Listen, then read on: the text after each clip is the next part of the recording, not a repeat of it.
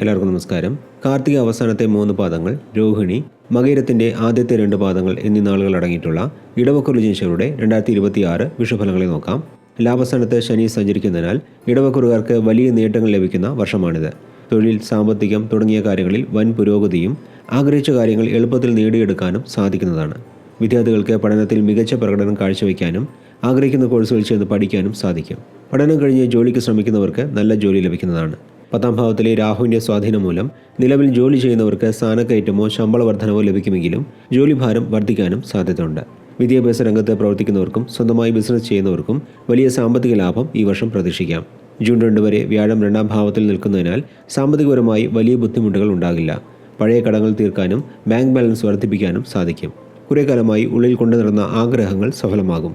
പുതിയ വാഹനം വാങ്ങാനോ വീട് പണി പൂർത്തിയാക്കാനോ ഉള്ള അവസരങ്ങൾ വന്നു ചേരും. കുടുംബപരമായ കാര്യങ്ങളെക്കുറിച്ച് നോക്കുമ്പോൾ വിവാഹപ്രായമായവർക്ക് അനുയോജ്യമായ വിവാഹാലോചനകൾ വരികയും വിവാഹം നടക്കുകയും ചെയ്യും. കുടുംബത്തിൽ സന്തോഷവും സമാധാനവും നിലനിൽക്കും. ഒക്ടോബർ മാസം അവസാനത്തിൽ വ്യാഴം അതിചാരമായി 4ാം ഭാവത്തിലേക്ക് മാറി കേതുവിൻ്റെ കൂടെ ചേർന്ന് സഞ്ചരിക്കുന്നതിനാൽ മാതാവിൻ്റെ ആരോഗ്യകാര്യങ്ങളിൽ അല്പം ശ്രദ്ധ നൽകേണ്ടതാണ്.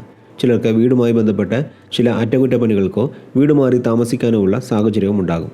ആരോഗ്യകാര്യങ്ങളിൽ പൊതുവെ അനുകൂലമായ സമയമാണെങ്കിലും ജോലി തിരക്കുകൾ കാരണം മാനസിക സമ്മർദ്ദവും ക്ഷീണവും ഉണ്ടാകും. കൃത്യമായ വിശ്രമവും ഭക്ഷണക്രമവും പാലിക്കുന്നത് നല്ലതാണ്. മൊത്തത്തിൽ നോക്കുമ്പോൾ എല്ലാ കാര്യങ്ങളിലും വളരെ അനുകൂലമായ ഫലങ്ങളാണ് ഇടവക്കൂറുകാർക്ക് ലഭിക്കുക എന്ന് പറഞ്ഞുകൊണ്ട് ഇടവക്കൂറ് ജനിച്ചവരുടെ വിഷുഫലങ്ങളെ ഇവിടെ നിർത്തുന്നു.